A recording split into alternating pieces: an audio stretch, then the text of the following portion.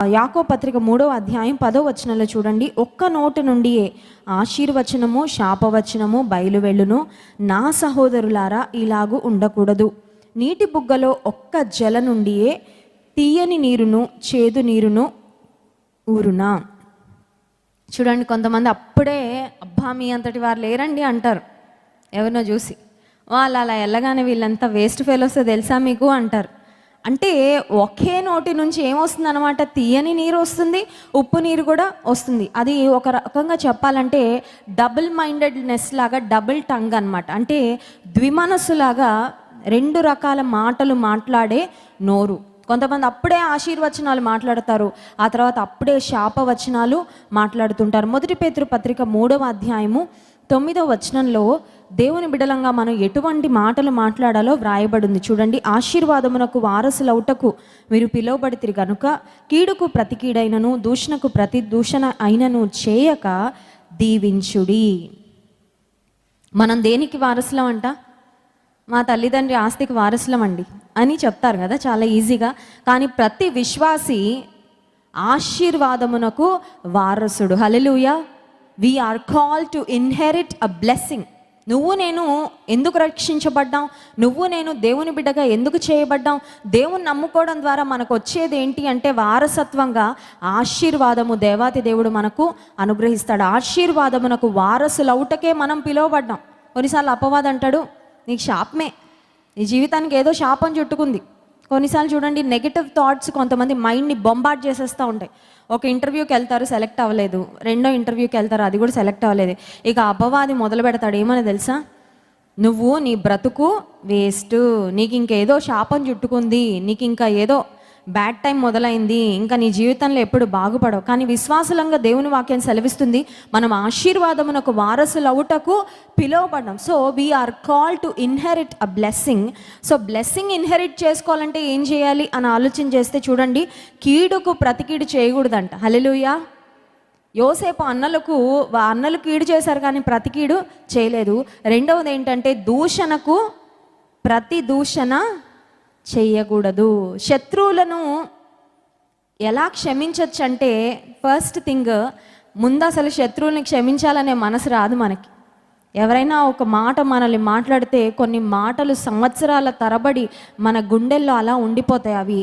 అవి చేసిన గాయము కొన్నిసార్లు అంత త్వరగా మానదు. మరి శత్రువుల్ని ఎలా క్షమించాలండి అని ఆలోచిస్తే ఫస్ట్ థింగ్ ఏంటంటే దూషణకి ప్రతి దూషణ చేయకూడదంట. వాళ్ళు ఏమైనా తిడితే క్వైట్గా ఉండాలి. దూషణకి ప్రతి దూషణ చేయకుండా ఏం చేయాలంటే దీవించాలంట. హల్లెలూయా. అంటే ఎవరైనా మీ దగ్గరకు వచ్చి నీ జీవితం నాశనం అవును గాక అన్నారనుకోండి, నీ జీవితం దీవించబడును గాక అనాల. కష్టమా ఈజీయా? చెప్పాలి. ఈజీయా? చాలా కష్టం. ముందు ఒక తిట్టుకు 2 తిట్లు వస్తుంటాయి నోట్లోంచి రెడీగా మనకి, అవునా? పోని తిట్లు సైలెంట్గా భరించాలన్నా ఇంకా కష్టం. ఎందుకంటే హార్ట్ బీట్ రైజ్ అయిపోతుంది, ఆ బ్లడ్ అంతా ఏదో ఉడికిపోతున్న ఒక ఫీలింగ్ వచ్చేస్తుంది, మొహం అంతా ఎర్రగా అయిపోతుంది. సో సైలెంట్గా ఉండడం కష్టం, తిట్టకుండా ఉండడం కూడా కష్టమే. కానీ దేవుని వాక్యం సెలవిస్తుంది దూషణకు ప్రతి దూషణ చేయకుండా వారిని ఏం చేయాలంట, ఫస్ట్ దీవించబుద్ధి కాదు, నా శత్రువులను దీవించి ప్రభా అని ఎలా చేయబుద్ధి అవుతుంది ప్రార్థన. కానీ దేవుడు చెప్పాడు కాబట్టి మనం చేయాలి. వారిని దీవించయ్యా, వారిని ఆశీర్వదించయ్యా. వారు నీకు ఇంకా ఎప్పుడు పెళ్ళి కాదన్నారనుకో, మీకు పెళ్ళి అవుతుందిలే, మీ పిల్లలకి పెళ్ళి అవుతుందిలే, ఆశీర్వదించు, పర్వాలేదు. నీ జీవితం ఎప్పటికీ బాగుపడదు, నీ జీవితం బాగుపడుతుందిలే, దేవుడు నీ జీవితాన్ని బాగుపరచాలని నేను ప్రార్థన చేస్తాను. సో అలా చేయడం ద్వారా మనకేమవుతుందంటే మనము ఆశీర్వాదమునకు వారసులు అవుతాం. హల్లెలూయా.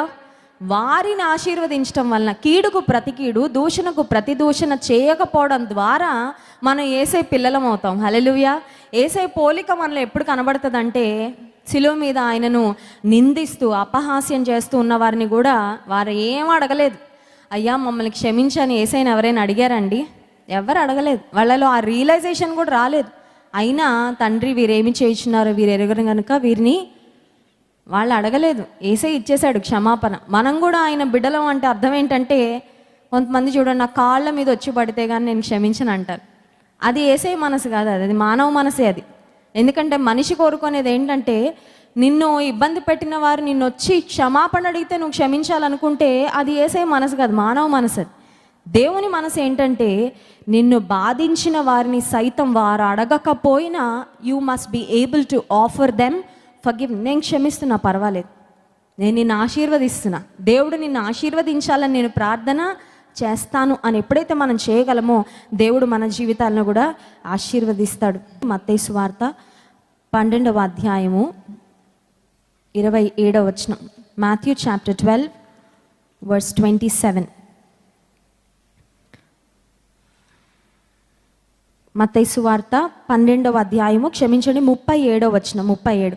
నీ మాటలను బట్టి నీతిమంతుడవని తీర్పు నొందుదువు, నీ మాటలను బట్టియే అపరాధివని తీర్పు నొందుదువు. అమ్మో, మాటలకి ఇంత ఉందా పవర్ అంటే? ఎస్. జీవ మరణములు నాలుక వశము. నీ మాటలను బట్టే నీవు నీతిమంతుడవని అలాగే అపరాధివని కూడా తీర్చబడతాం. కొన్నిసార్లు మనం అందరం కోరుకునేది ఏంటి? నీతిమంతులను తీర్చబడాలని. ఎవరం అపరాధులుగా తీర్చబడాలనుకోము. ఎవరం కూడా దేవుని ఎదుట తలదించుకొని ఒక నేరస్తుల్లాగా మనం నిలబడాలని ఎవరం అనుకోం. అలాంటప్పుడు దేవుని ఎదుట నీతిమంతులుగా మనం నిలబడాలంటే మన నోటి మాటలను బట్టి మనము నీతిమంతులుగా తీర్చబడతాం. బైబిల్ గ్రంథంలో కూడా మనం చూసినట్లయితే యోసేపు నీతిమంతుడై ఉండి తన భార్యను అవమానపరచనొల్లక రహస్యంగా విడనాడాలనుకున్నాడు. పబ్లిక్గా మరియను లాగి వీధి మధ్యలోకి, నిన్ను ఎంగేజ్మెంట్ చేసుకున్నందుకు నాకు మంచి ప్రతిఫలం ఇచ్చావు, నువ్వు నీ క్యారెక్టర్ ఏంటో నాకు అర్థమైంది, నువ్వు నాకు ఇంత మోసం చేస్తావని అన్యాయం చేస్తావని నేను అనుకోలేదు అని ఇంకొక పురుషుడైతే చేసుండేవాడేమో. కానీ యోసేపు నీతిమంతుడు కనుక నోటి మాటలతో కూడా మరియని ఏం అనాలనుకోలేదంట.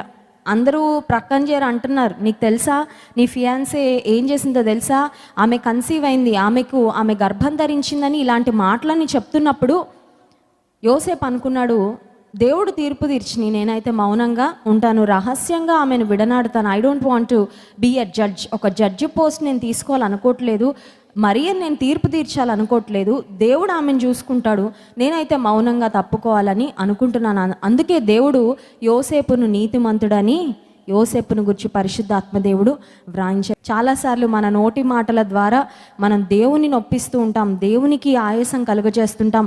మన నోటి మాటలను బట్టి ఇతరులను మనం బాధిస్తూ ఉంటాం. కానీ దేవుని కృపను బట్టి ఆయన సహాయాన్ని మనం పొందుకొని మన నోటి మాటలను, మన హృదయ ధ్యానము దేవుని దృష్టికి అంగీకారం యోగ్యంగా ఉండునట్లుగా దేవుడు మనకు సహాయం చేయనుగాక. ఆమేన్.